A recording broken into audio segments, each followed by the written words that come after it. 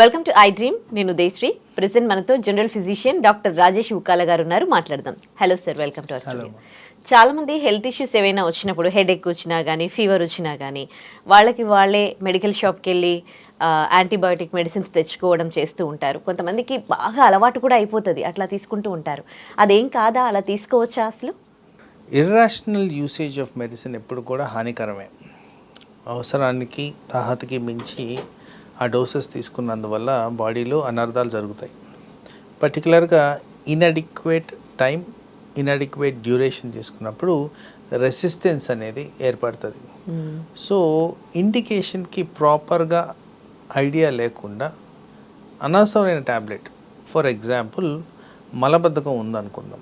మలబద్ధకంలో కామన్గా వాడే ఊత పదము నాకు గ్యాస్ ట్రబుల్ వచ్చింది, కడుపు ఉబ్బరంగా ఉంది అంటారు.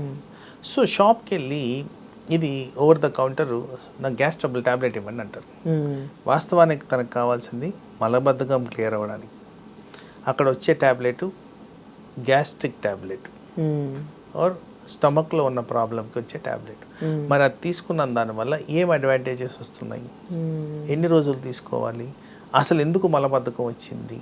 సో ఇలా అనలిటికల్గా చూసుకుంటే ఇది correct way of treating the problem కాదు. ఎందుకు అది ఎప్పటికీ తీరదు, ఎప్పటికీ గ్యాస్ ట్రబుల్ ఉండిపోద్ది, కంటిన్యూస్గా ఇదే మందులు వాడుతూ ఉంటారు.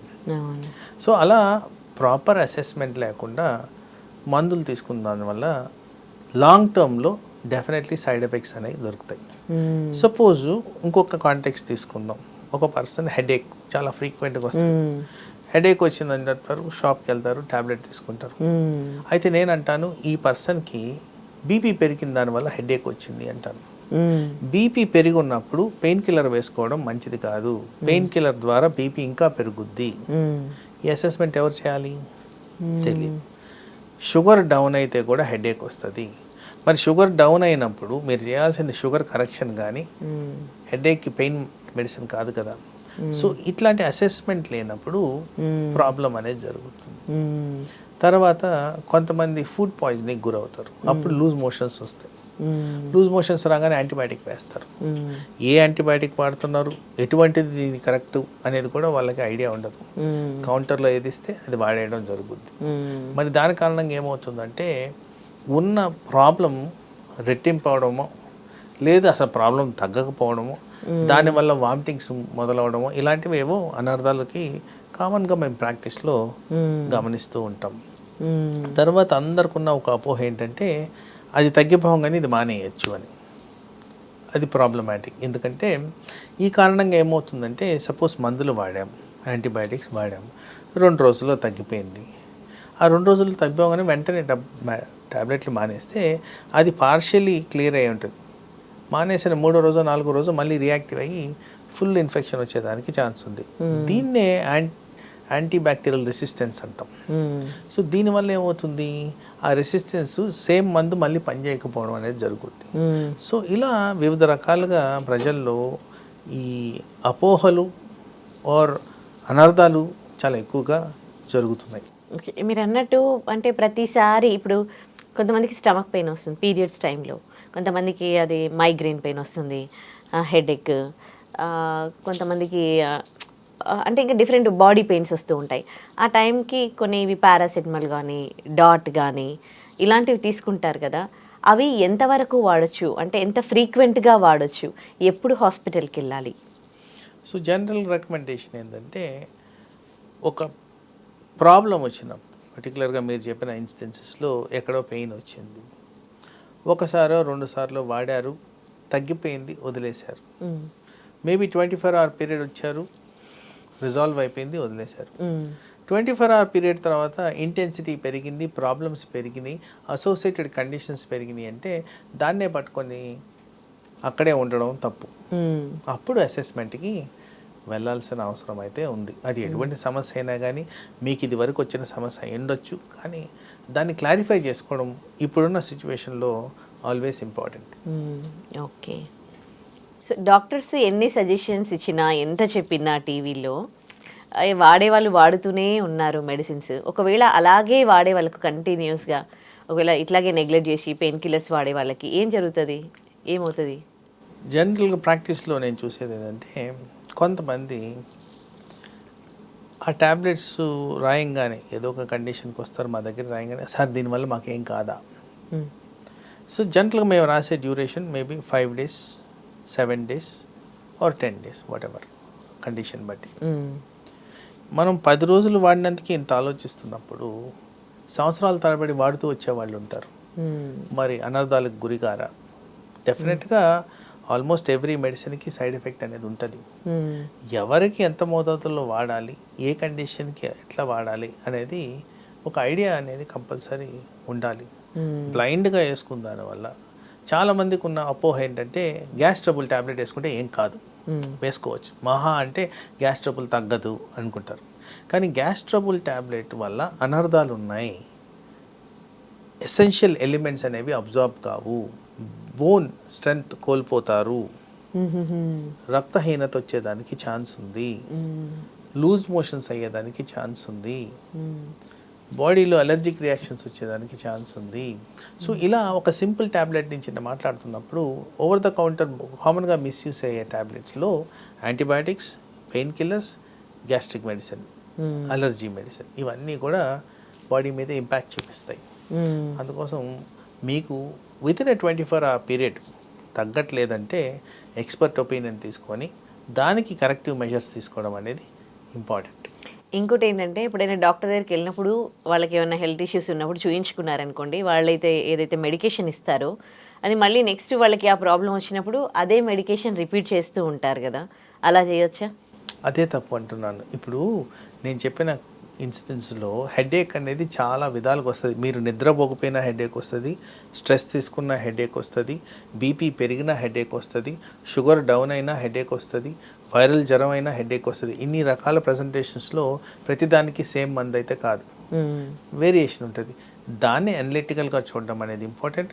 ఆ అనాలిసిస్లో చూడడం కంక్లూషన్ బట్టి మీకు అవసరమైన మెడిసిన్ ఇవ్వడం కూడా ఆ ఎక్స్పర్ట్ ద్వారా జరుగుద్ది. కాబట్టి అలా ఒక కండిషన్కి ఇంకో మెడిసిన్ వాడిన దానివల్ల మనకు అనర్థాలే వస్తాయి కానీ ప్రాబ్లమ్స్ అయితే తీరవు. సరే, ఎక్కువగా గట్ హెల్త్ బాగుండాలి అంటారు. అంటే what it is gut health actually? So basically బాడీలో వివిధ రకాల న్యూట్రియంట్స్ అనేవి ఇంపార్టెంట్. సో గట్ హెల్త్ అనేది ఎక్కడ వస్తుందంటే జీర్ణాశయం సరిగ్గా పనిచేస్తేనే ఈ వివిధ రకాల ఎలిమెంట్స్ కానీ, విటమిన్స్ కానీ, న్యూట్రిషనల్ థింగ్స్ కానీ ఇవన్నీ ప్రాపర్గా మన బాడీలోకి చేరుతాయి.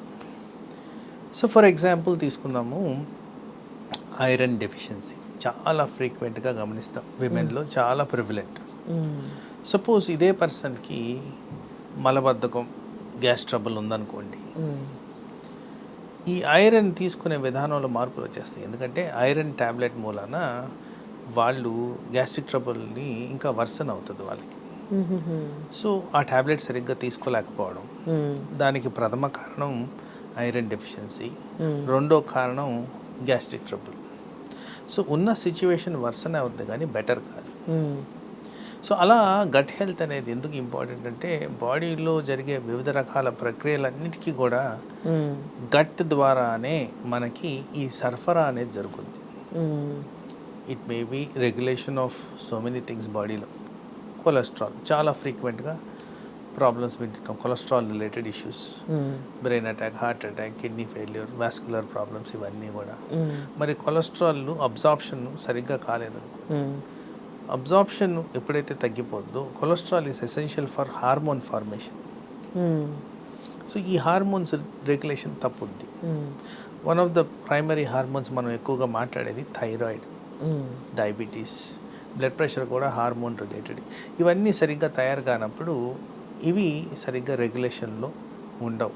సో గట్ హెల్త్ ప్రాపర్గా మెయింటైన్ చేయడం అంటే మనం చేసే దినచర్యల్లో ఈ గట్ హెల్త్ని మెయింటైన్ చేయడం కూడా ముఖ్యం.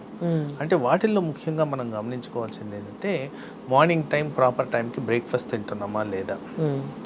బ్రేక్ఫాస్ట్ తిననప్పుడు ఏమవుతుందంటే బాడీలో యాసిడ్ లెవెల్స్ పెరుగుతాయి, అజీర్ణం చేరుతుంది, దాని కారణంగా కడుపులో ఉబ్బరం రావడం, మలబద్ధకం రావడం, ఇలాంటివన్నీ కూడా ప్రాబ్లమ్స్ క్రియేట్ అవుతాయి.